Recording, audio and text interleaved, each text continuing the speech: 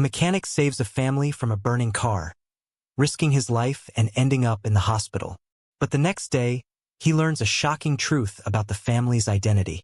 Without a word, he leaves the hospital. What could have driven him to walk away so suddenly? The answer will leave you stunned. Emma Carson sat in her office, staring blankly at the framed photo of her family on her desk.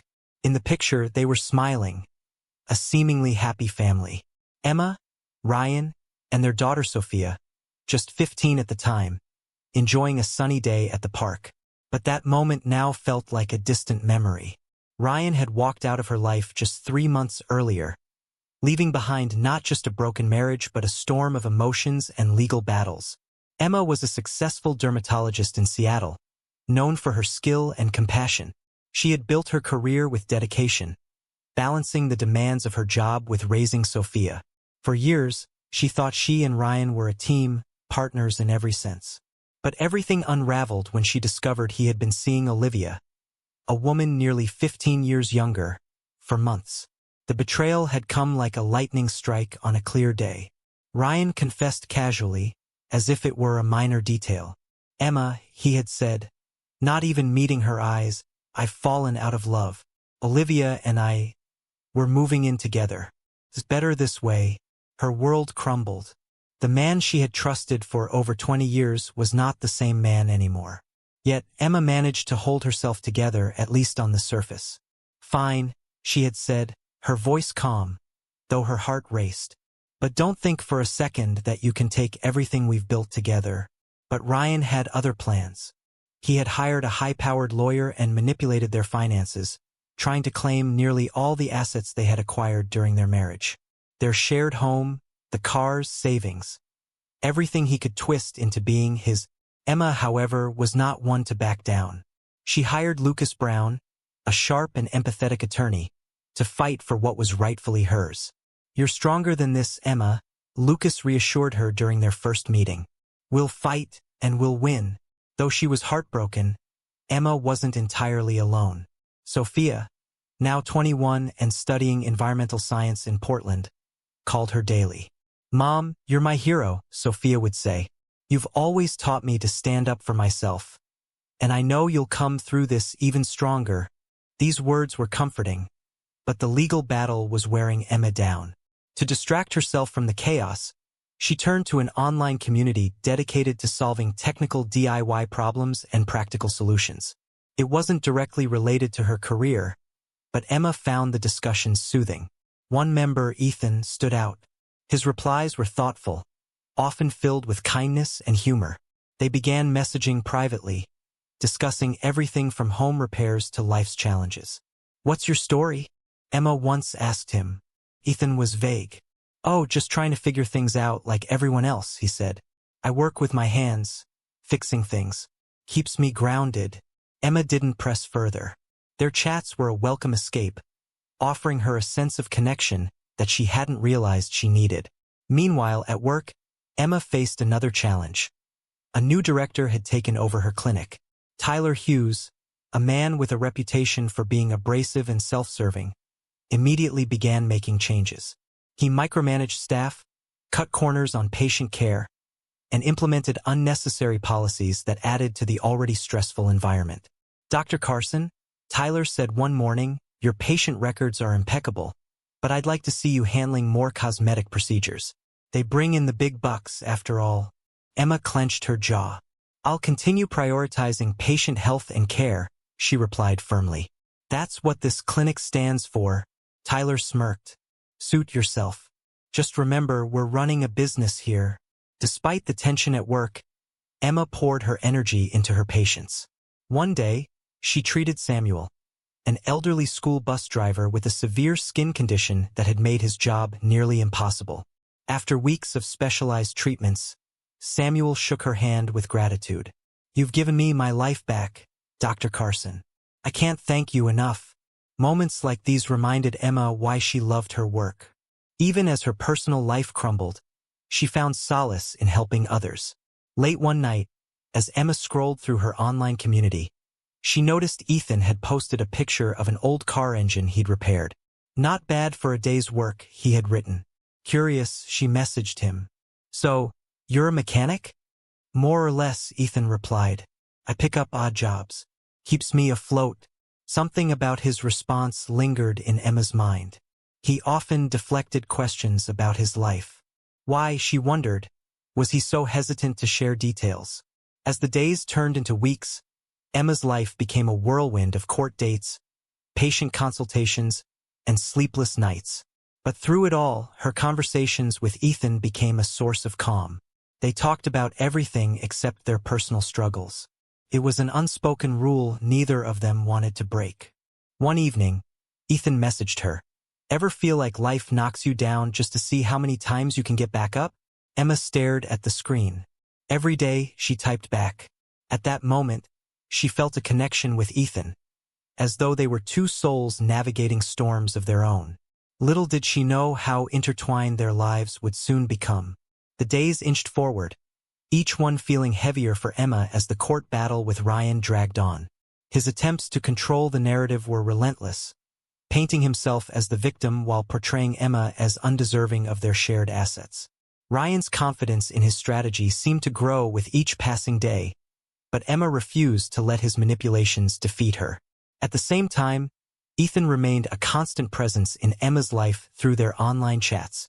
Though she still knew little about his personal circumstances, his kindness and humility were evident. Ethan's messages often lifted her spirits when she felt overwhelmed by the storm of legal proceedings and workplace challenges.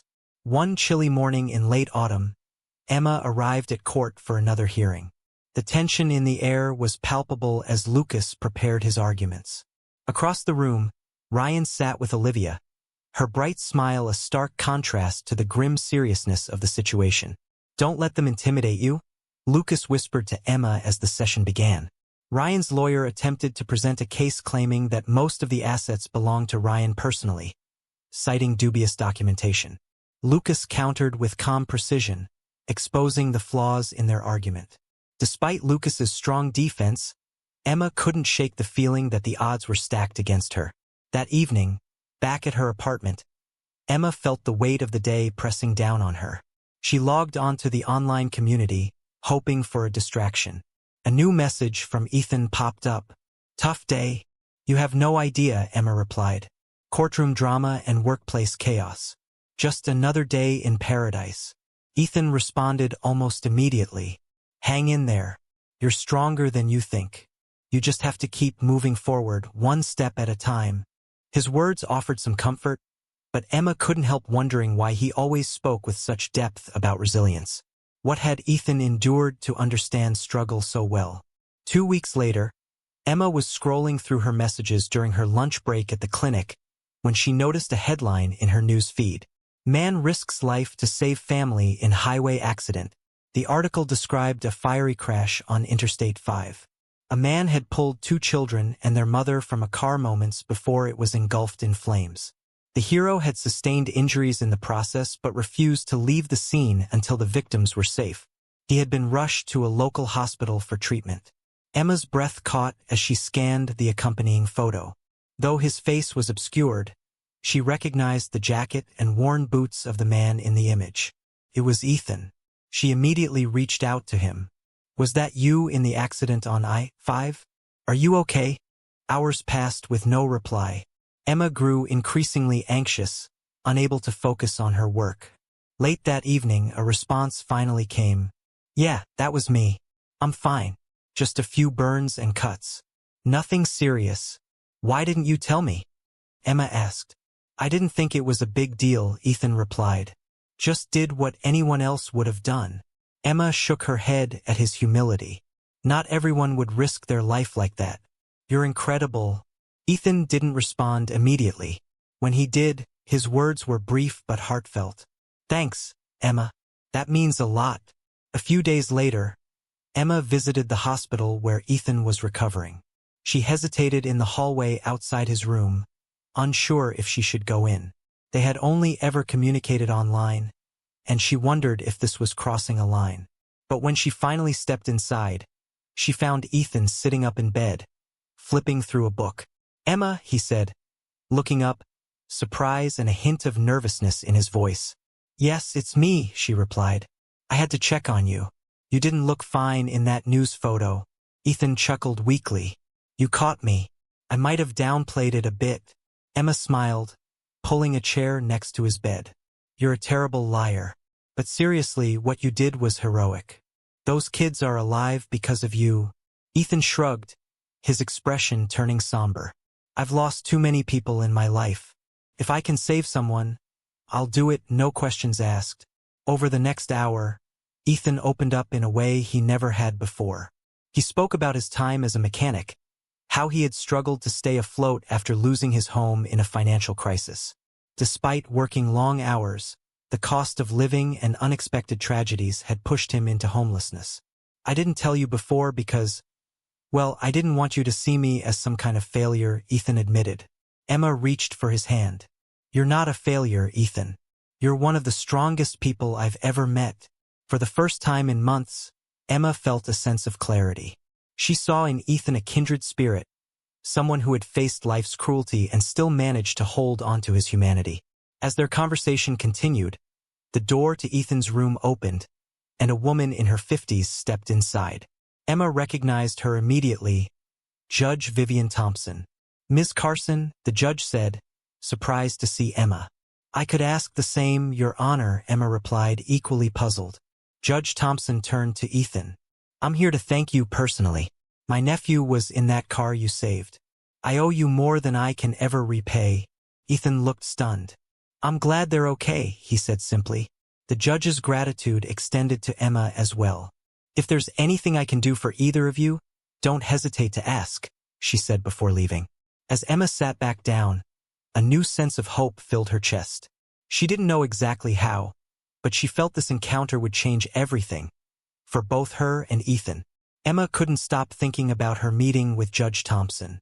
The gratitude in the judge's voice had been profound, and Emma had a feeling the encounter could be a turning point. Not just for Ethan, but also for herself. Her ongoing divorce battle with Ryan had taken a toll, but she now saw a glimmer of hope. The following day, Emma called her lawyer, Lucas Brown, and recounted the details of the meeting with Judge Thompson. Lucas was intrigued. "If Judge Thompson is willing to provide support, that could strengthen our appeal.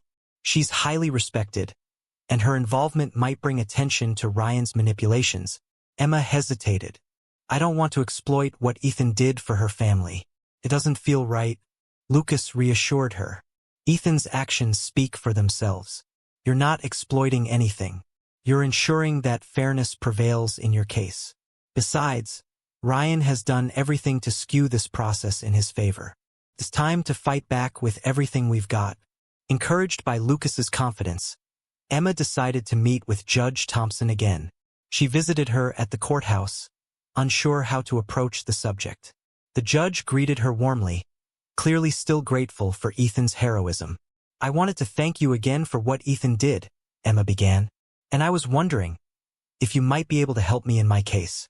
My husband has been manipulating the system, and I'm struggling to get a fair hearing."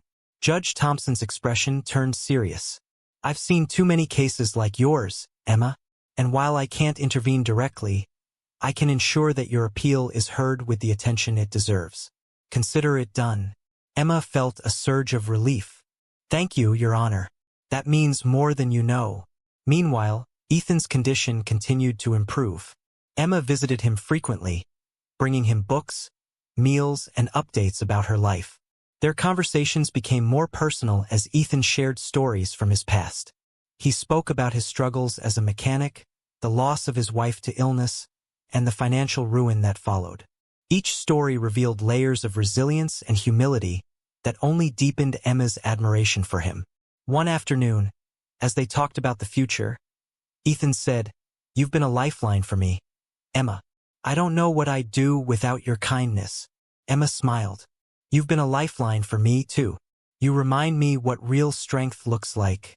As Ethan's discharge date approached, Emma helped him secure a job at a reputable garage through her connections. Ethan was initially hesitant. "I don't want to be a burden," he said. "You're not a burden," Emma insisted. "This is about helping each other. Besides, you've earned this chance." With Emma's support, Ethan began to see a way forward. The garage owner, impressed by Ethan's skills and his heroic story, offered him a position and helped him find stable housing. As the appeal date drew near, Lucas worked tirelessly to prepare Emma's case. He gathered evidence of Ryan's manipulations, including financial discrepancies and questionable property transfers. Emma, determined to reclaim her life, remained steadfast despite the emotional strain. The courtroom was tense on the day of the appeal. Ryan and Olivia arrived together, exuding confidence, while Emma sat beside Lucas, her nerves barely concealed. Judge Thompson presided over the session, her calm and authoritative demeanor setting the tone. Lucas began by presenting a meticulous case. Your Honor, the evidence clearly shows that Mr. Carson has intentionally misrepresented financial records and concealed jointly acquired assets. These actions violate the principles of equitable distribution in a divorce. Ryan's lawyer attempted to rebut Lucas's arguments, but their claims lacked credibility in the face of Lucas's detailed evidence. When it was Ryan's turn to testify, his answers were evasive and inconsistent, further damaging his case. Finally, Judge Thompson addressed the court. Having reviewed the evidence and testimony, it is clear that the original ruling was unjust. The appeal is granted. Ms. Carson will receive her rightful share of the marital property. Emma felt tears well up as the judge's words sank in. She had won. She turned to Lucas, who gave her a reassuring smile. Across the courtroom, Ryan's face was a mask of disbelief, while Olivia stared at him, her confidence visibly shaken. Later that evening, Emma met Ethan at the small apartment he had just moved into. She shared the news of her victory, and he beamed with pride. You deserve this, Emma, he said. I knew you'd come out stronger. She smiled, feeling a sense of peace she hadn't known in months. And you deserve every bit of happiness that's coming your way. As they sat together, talking about their future plans, Emma realized how far they had both come. Though life had tested them in unimaginable ways, they had found hope and strength in each other. Emma sat in her newly reclaimed home, the late afternoon sun streaming through the windows. The victory in court felt surreal. After months of relentless battles, she finally had her fair share of the life she had worked so hard to build. Ryan's smugness had evaporated, replaced by anger and humiliation. Olivia, clearly displeased with the outcome, had left the courtroom in silence, her presence in Ryan's life now uncertain. For the first time in a long while, Emma felt a sense of peace.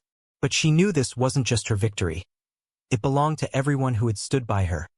Sophia, Lucas, Judge Thompson, and, most unexpectedly, Ethan. Her thoughts drifted to him and how his presence in her life had changed everything. At the clinic, life was equally transformative.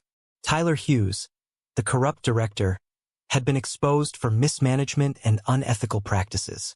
His abrupt removal left a vacancy, and the board unanimously promoted Emma to the role of director. While the responsibilities were daunting, Emma embraced the opportunity to make meaningful changes. She implemented policies that prioritized patient care and created a supportive environment for her staff. Dr. Carson, congratulations, one of the nurses said, beaming as Emma walked into her new office. The department is already feeling the difference. Emma smiled. Thank you. Let's make sure we keep that momentum going. Her work brought her fulfillment, but it also reminded her of the long journey that had led her here. She often thought of the people who had crossed her path. Patients like Samuel, who now spoke of her as a miracle worker, and Ethan, who continued to prove that resilience could lead to remarkable transformations. Ethan's life had also taken a significant turn. With his new job at the garage, he found stability for the first time in years. The garage owner, impressed by his work ethic and skill, often praised Ethan's dedication. You've got a real gift, Ethan, he said one day. Ever thought about managing your own shop? Ethan laughed, shaking his head. One step at a time. For now, I'm just grateful to be back on my feet. Despite his growing success, Ethan hadn't forgotten where he came from. He used his spare time to volunteer at a local shelter, helping others navigate the challenges of homelessness and find opportunities to rebuild their lives. His humility and kindness drew people to him, and many saw him as an inspiration. Emma and Ethan remained close, their bond deepening with every shared moment. They often spent their evenings walking by the waterfront, talking about their dreams and fears. Emma found herself looking forward to these conversations, cherishing the connection they had built. One evening, as they watched the sunset over the Puget Sound, Ethan turned to Emma. "You've done so much for me," he said softly. "I don't think I can ever repay you." "You don't owe me anything," Emma replied. "You've shown me what it means to keep going, even when the odds are against you. That's more than enough." Ethan smiled, but there was something unspoken in his eyes. A mix of gratitude, admiration, and perhaps something deeper. Sophia returned to Seattle for her graduation, bringing joy and energy back into Emma's home. Seeing her daughter thriving filled Emma with pride. Sophia had been her rock throughout the divorce, offering unwavering support despite her own busy life. "Mom, I'm so proud of you," Sophia said during a celebratory dinner. "You've been through so much, and look at where you are now." Emma reached across the table to squeeze her daughter's hand. "I couldn't have done it without you." Ethan joined them for the dinner, and Sophia quickly warmed to him. By the end of the evening, the three of them felt like a family, sharing stories and laughter that filled the house with warmth. Months passed, and life continued to improve for Emma and Ethan. Ethan's efforts at the garage earned him a promotion, and he began saving for his own small shop. Meanwhile, Emma's leadership at the clinic brought positive changes, earning her respect from her colleagues and patients alike. One day, Ethan surprised Emma with a gift, a framed photo of a car engine he had rebuilt, with the words, "New Beginnings," etched into the frame. "It's not much," Ethan said, his voice filled with sincerity, "but it's a reminder of how far we've come." Emma felt tears prick her eyes. "It's perfect," she said, hugging him. Their connection, born out of adversity, had blossomed into something neither of them could have anticipated. It wasn't just friendship or gratitude, it was love. They had both found hope and healing in each other, proving that even the darkest times could lead to brighter horizons. As winter gave way to spring, Emma stood in her garden, watching the flowers bloom. Ethan joined her, a cup of coffee in hand. "What's next for us?" he asked, a hopeful smile playing on his lips. Emma turned to him, her heart light for the first time in years. "Anything we want," she replied. "The future is ours to shape." In that moment, surrounded by new beginnings, Emma and Ethan knew they had finally found the peace and happiness they deserved.